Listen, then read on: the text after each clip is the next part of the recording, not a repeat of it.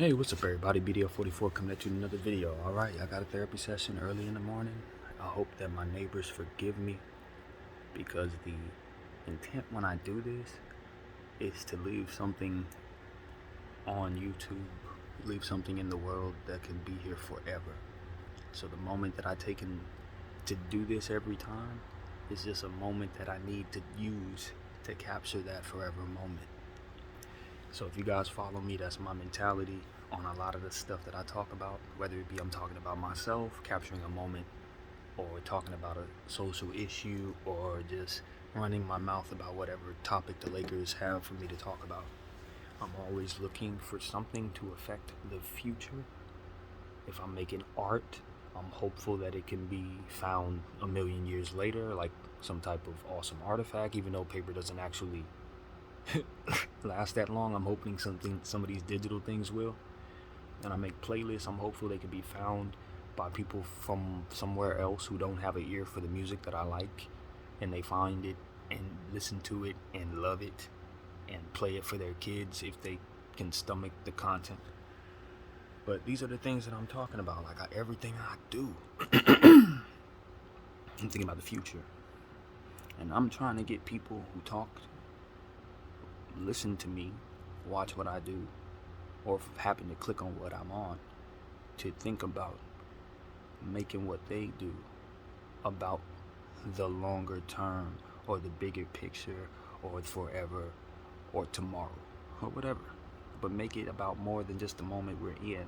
Make it about more than the instant numbers of the moment, because that's what runs this world right now. That's the algorithm that is default, so to speak. It seems to me it's instantaneous. I need it now. I forgot about yesterday. What have you done for me lately to the absolute maximum? You did something 2 weeks ago. I barely remember what it was, but I see you do something right now, and it defines exactly who you've always been. And that type of mentality is like a trance we're all in, you know? We need to zoom out, because the people who run the world do not think like that. They don't pace themselves that way. And there are a lot of different ways to define success, and what we've been married to is the definitions placed before us. And what I'm telling you is, it is time to rearrange those definitions. It's time to rearrange the things that do not work for us and keep the things that do, because that's what balance is about. Balance. Seek it, love it, and know that you always have to rearrange things in order for it to maintain. You can't just keep things the way they are and think that balance is going to remain, because people are moving around, new people are coming, and with new people come new needs, new understandings, new norms, and ultimately new ways to think. And new ways to think outside of the box is provided. So this is why I believe talking like this holds so much weight. Now I can get into what it is that prompted me to, I guess, turn on the camera, and we'll see where the camera takes me, because I have no script. Obviously, there's nothing pre-thought. But I just saw something posted by Talib Kweli, MC from New York, legendary MC, part of Black Star, Raucous Records. I grew up enjoying their music a lot. And the thing that Talib just posted was a picture that showed Jerry Jones, owner of the Dallas Cowboys, as a child at school. It appeared to be him. I'm not sure it was him. It's allegedly him, to make that very clear. It looked like him as a little boy, maybe elementary school, maybe junior high school, something like that. And what was alleged was that he was a student during a time where it was a norm to segregate schools, and at that time there were children coming to the school that this child was at, who is alleged to be Jerry Jones, and the picture shows that the environment appeared to be that of which the children that Jerry Jones was standing with were observing as the children who were protesting coming into the school as African American children trying to come to the school were entering the school. Now, how is that presented to me? It's presented to me that Jerry Jones was a protesting child against segregation, desegregation. Essentially, they're trying to paint Jerry Jones to be someone who was protesting against black children coming into his school. Now, for me, I've looked at things a lot of different ways, and what I'm trying to challenge people in the world that we're in today is to look at the norms they're in and see if they align with what makes sense to them, if the math makes sense for what makes sense to what matters to their souls. Do you understand that what you stand for today could be the very thing that your grandchild stands against tomorrow, just by sheer nature of how people move around? And if you don't love openly, as it pertains to wanting to see everybody okay at the very least, you could be very well leading your very own bloodline into some dark spaces based on your very own opinions and the things that you uphold in the times that you're in. And some of us are none the wiser. And that's what I'm trying to get people to at least open their minds, along with many other people who've helped me open my mind to this understanding that maybe some things just do not make sense, and maybe we've just agreed with them out of sheer fear, or just thinking we have no power to change them, or whatever. And what I'm saying is, when that happens, you can find yourself in a situation like that young boy is, who happens to maybe Jerry Jones,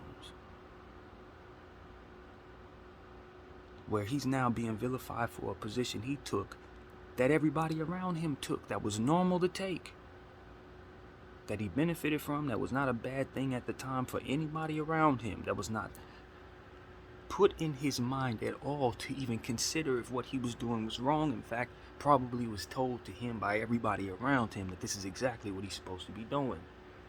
And the only way he could have found himself on the right side of history is if he did something that no one else did, and probably took the brunt of something that might not even allowed him to survive to this day.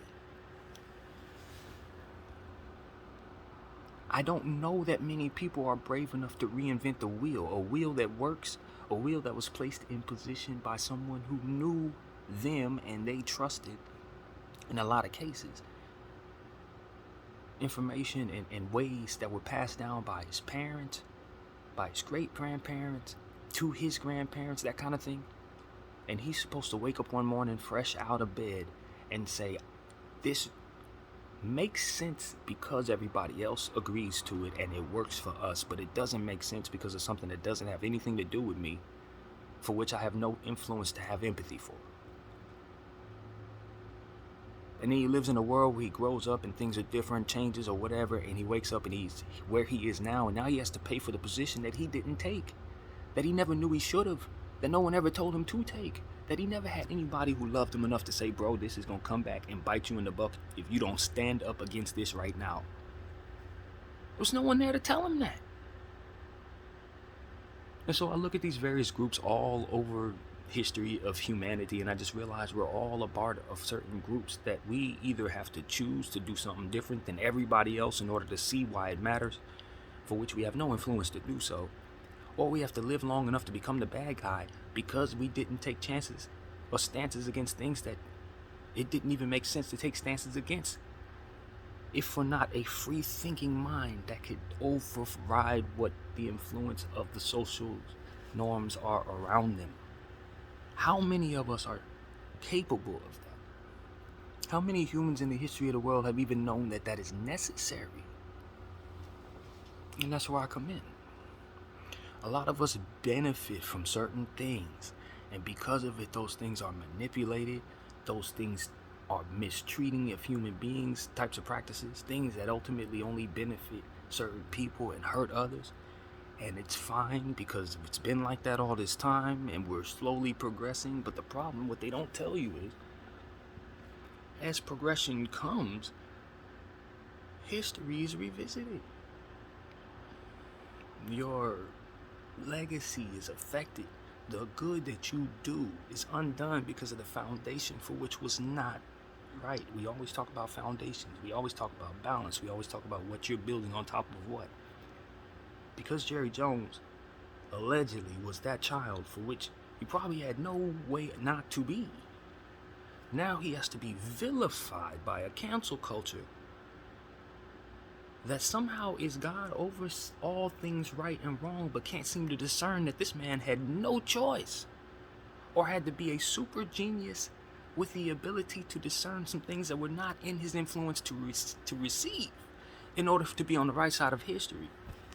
And so what I'm here to say is not to absolve him for not being on the right side of history, but let's look at the environment around the individual. And then today, apply an understanding that the environment more so affects the norms and what is okay for a person like that to do.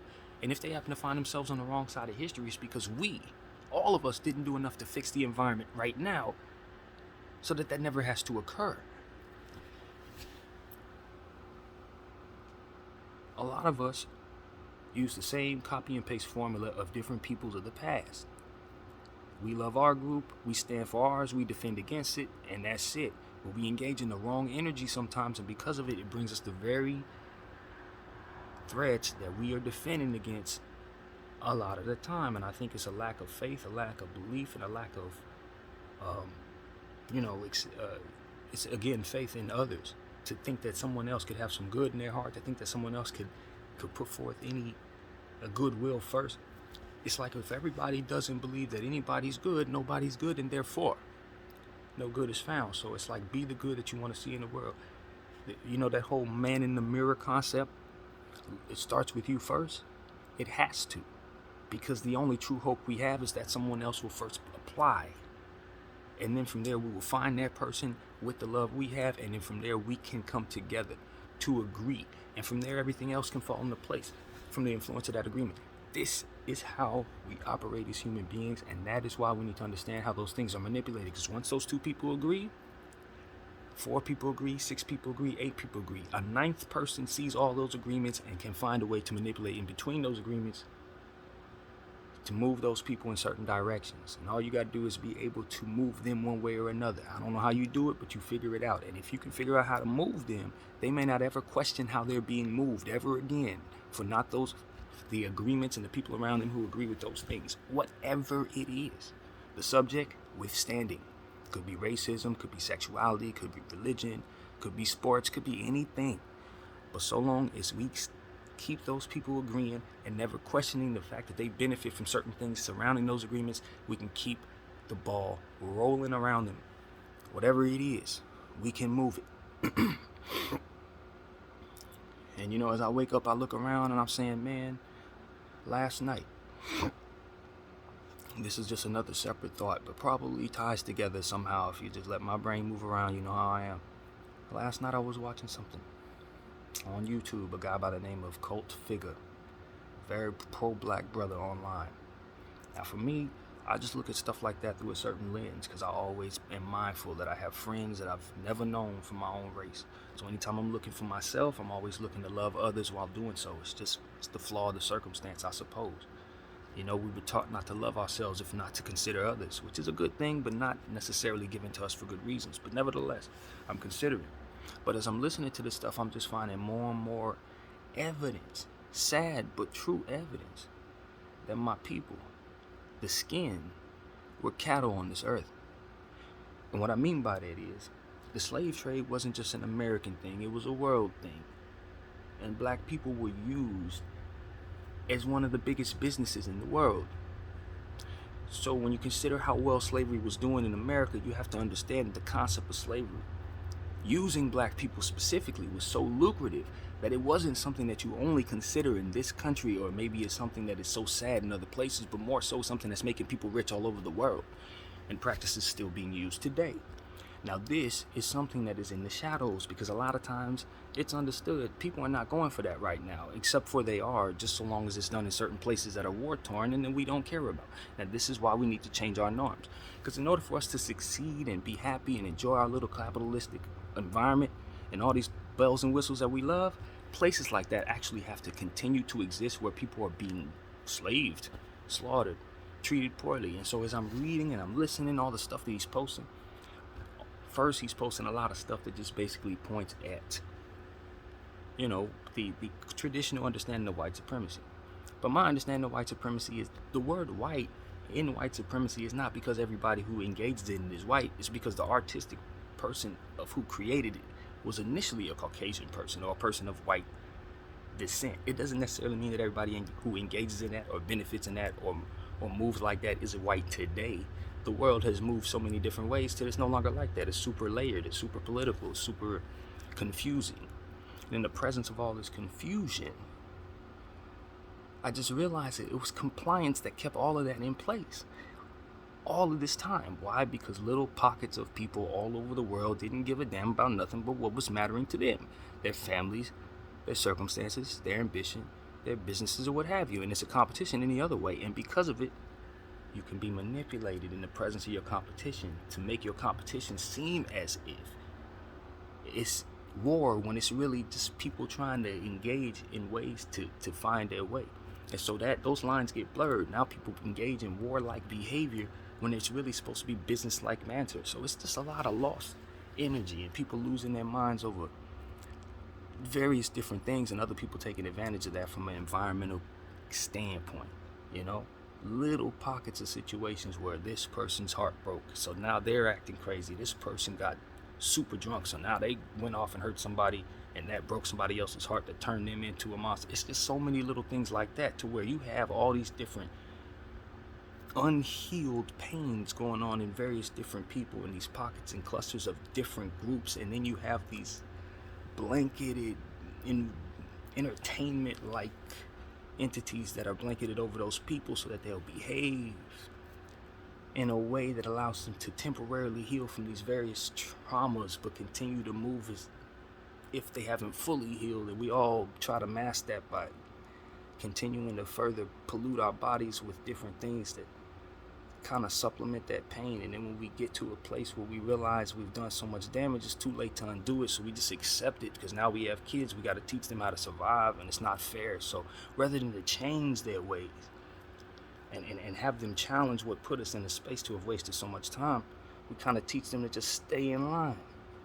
And that's where it gets confusing. It's like half the people's wisdom is to change things and find ways to change things. The other half of the wisdom is to accept that things cannot change, and therefore we just need to kind of work with it. And so when you have people working against each other, even though they're both unhappy, and then you got others who are looking at those people a certain way, because however they're viewed based on these different agreements that they may have, different things, these entertainment blankets that may have been placed over them that help describe who those people are, then it becomes a situation where compassion isn't found from group to group, even though we experience the same things. And so what I'm trying to help people realize is that we experience the same things. Your group, my group, your poverty, my poverty, your rich, my rich, it's all the same thing. We are humans.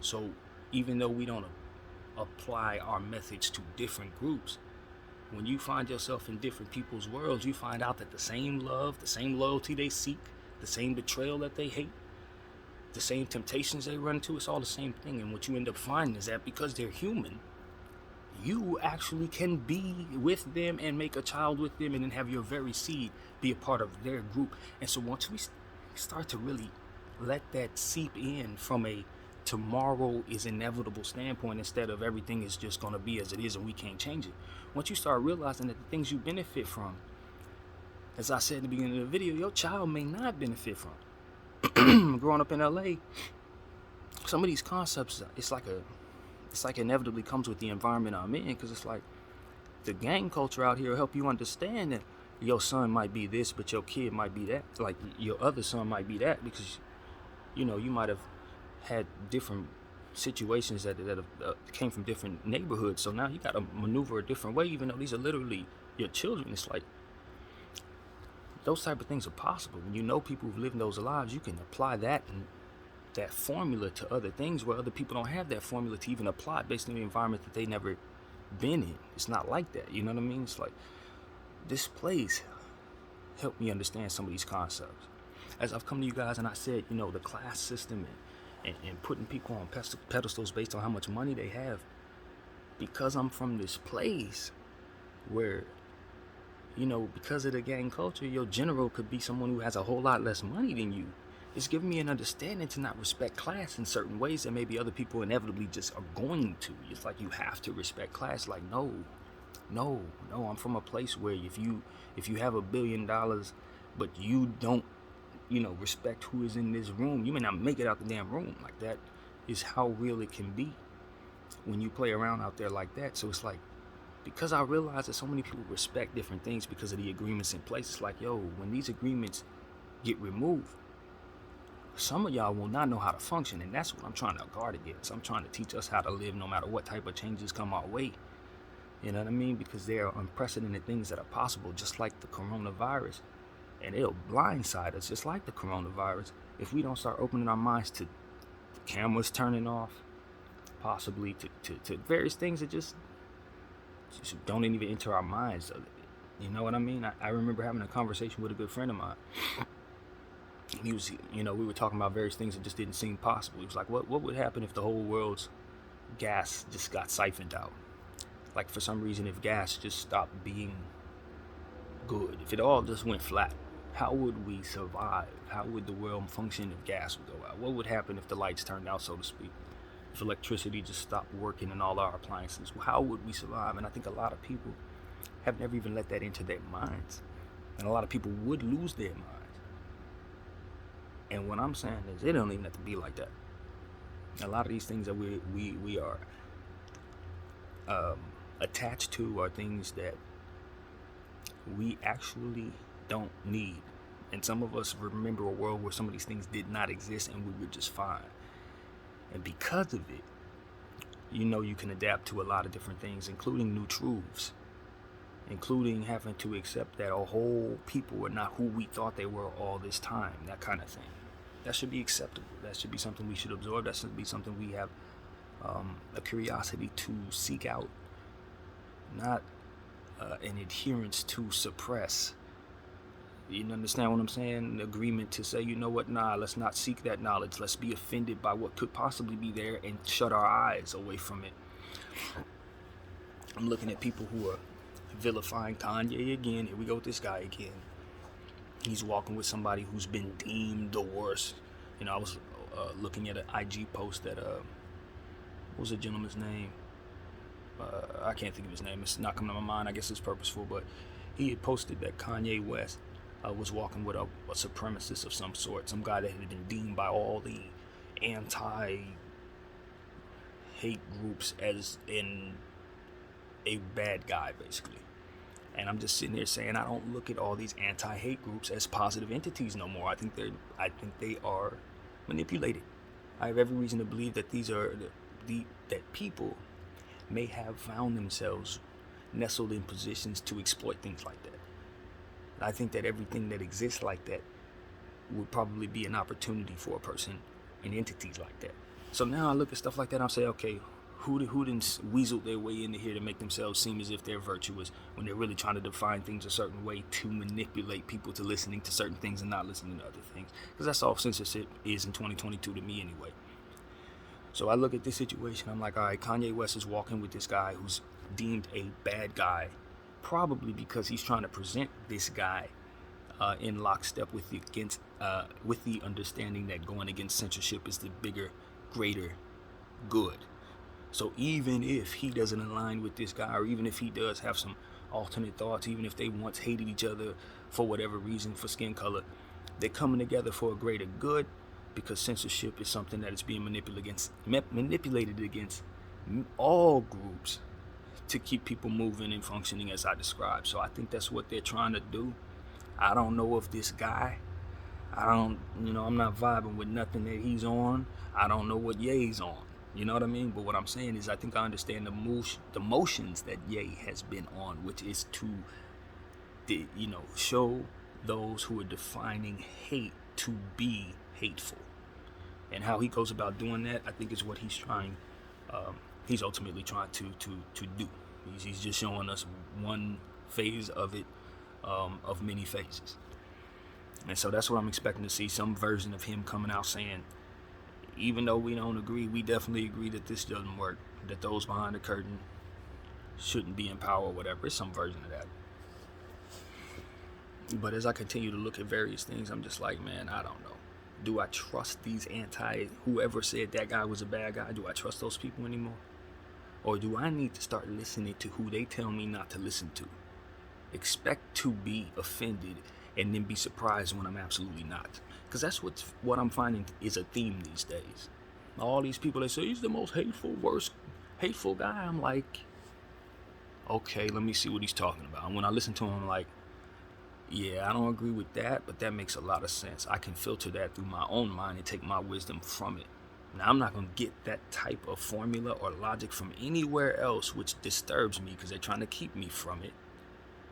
But all that other stuff he's saying, I just got to filter through my own mind, for which I'm capable of doing because I'm a free thinker or a human being or whatever I consider myself. And so it's like, I'm sick of people telling me what I can and cannot listen to now. Should children have certain things censored from them? Yes. Yes. And are there certain human grown-up minds that probably don't need certain things because it'll prompt them to bad things? Yes. Yes, I believe that. Are we doing a good job of keeping them from doing those things? I don't know that we're preventing enough. No. When I see a dude walking to a certain place with a gun and shoot up some people, then 2 weeks later a guy walks into a Walmart and he shoots up some more people, it's like, no, I don't think we're doing enough to prevent those extremists from acting. So the censorship probably isn't working. No, it's probably not. At least it's not working to do what it is that I would want it to do. So as I look at it, I'm like, all right, man, let's find a balance in this. We definitely don't want our kids to be listening or to be subjected to things that would otherwise mess them up. But it seems to me that those very same people are trying to infiltrate some sexuality toward my children, because now I'm looking at Balenciaga and I'm seeing that whole scandal. They got the teddy bears wearing BDSM stuff, and the little girls are wearing the doll itself in their ads. It's like these children who are wearing these dolls are like 5 and 6 years old. And the dolls are wearing, leather strap stuff. I'm like, man, listen. Those who are behind the curtain, who are supposed to be virtuous, they don't define good and evil the way I do. They don't look at spiritual energy the way I do. The things that they think are good and evil, they're suggesting things to children that I don't appreciate. They're painting out certain groups to be way more important than other groups, regardless of if I belong to them or not.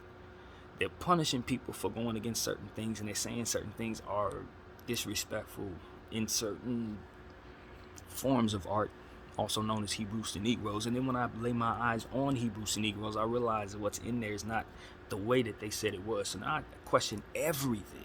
The censorship, the millions of platforms that they put things on, and the people that they plaster on those platforms, what's coming from those platforms, the people that support and often comment on those platforms who happen to be celebrities. I'm looking at all of them.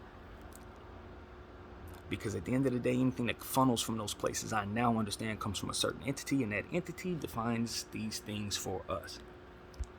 And they do it in their own way, and like I said, we got different definitions. And so all of this stuff just comes together, points in one direction, always does. And as I tell you guys, I'm just at a point where I'm like, I just pray. I don't even think I understand this stuff anymore. I just speak to you guys as what I see. I use my common sense, and I just tell people, look for the misdirection. Understand that you have been told to be married to your group. I'm a black dude, so anything that has to do with black power, black this, I'm supposed to have a certain synopsis about it. I'm supposed to view it a certain way. I'm supposed to agree with it or disagree with it a certain way, and I'm supposed to behave around it ever so carefully. That is what I'm starting to understand. People are confused as hell because of those agreements. When I see a White Lives Matter shirt, I'm supposed to be triggered into some type of, defense. Like that's supposed to be defensive against my soul, even though by very definition, as well as how I look at it, it does not. But because of how it's been presented to me based on Black Lives Matter, I'm supposed to have the agreement that that's supposed to be bad. So I'm looking at a bunch of black people who are smart, legitimately smart, who are confused because of the agreements that they have married to the group, and the understanding and how they're supposed to behave around the group, and then the hypocrisy of how those groups are manipulated being presented to them, and them not knowing how to receive that. They don't know how to receive it. It's like they want to agree that certain things are happening, but not as it pertains to that group, not as it pertains to the things that align with that.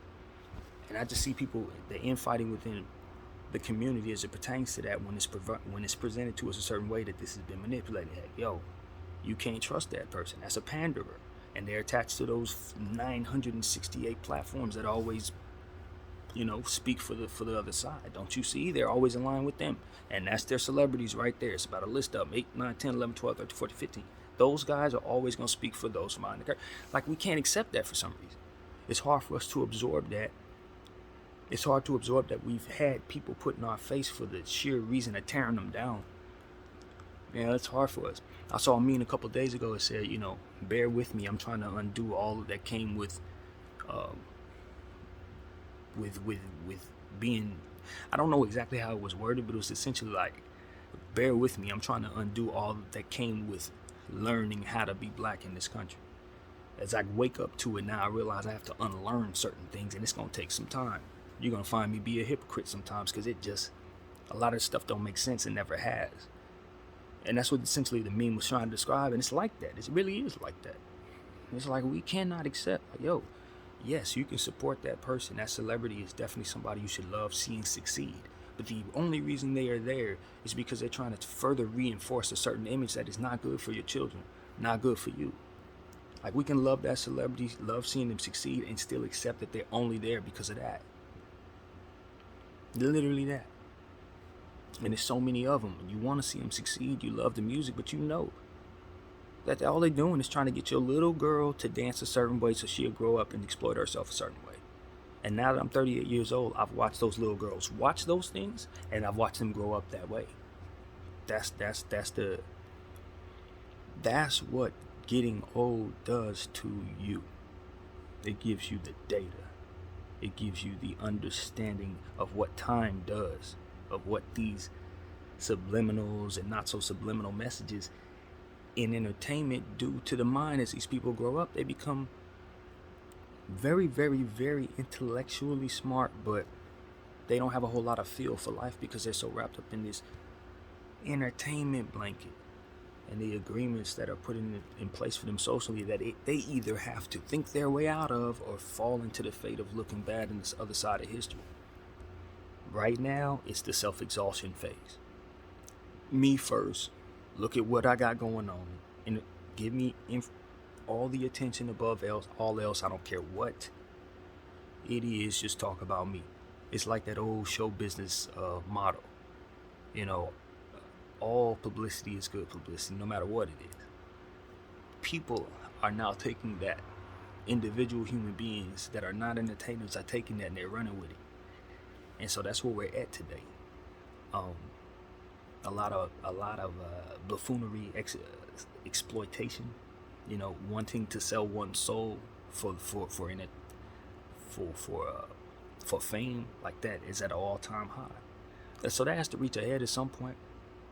People got to realize they're throwing their lives away. They got to realize that they're speeding up their aging process. They got to understand it. Eventually, it's gonna start clicking in that people who've lived this way don't last long and they don't end well. 9 out of 10 times. Like, we keep seeing these examples, and then people just keep on like, yeah, but this is the way I want to go. We're all being funneled this way, like lemmings. We're all going off the cliff. Let's just go. It's like, no, dude, somebody has to look the other way and say, in order for us not to completely be extinct, somebody has to think outside of this madness and turn around and not go off this damn cliff. One of us has to have a connection with the source enough to wake up and realize we're all just killing ourselves, man. And so as I wake up, I look around, I'm trying to wake somebody else up. I'm trying to wake them all up. I'm trying to say, man, a lot of this stuff, it ain't in place because it makes sense. It's in place because people are hurting you in different directions like cattle. And you going along with this is just you taking one step in that direction right off the damn cliff. So that's what I want people to understand. Balance is found when you accept certain things that you are being told that you shouldn't even look to try to find the answers to. Once you find the answers and then accept those truths, that's when you can start thinking free. You got to look for that. You got to search for that. You got to wonder about that. And I guess it's my job to make y'all wonder about that. So next time you're on one of them platforms and your mind immediately goes to what it's supposed to go to, you just remember what it is I said here. My name is BDF 44. I thank you all for watching. I'm out.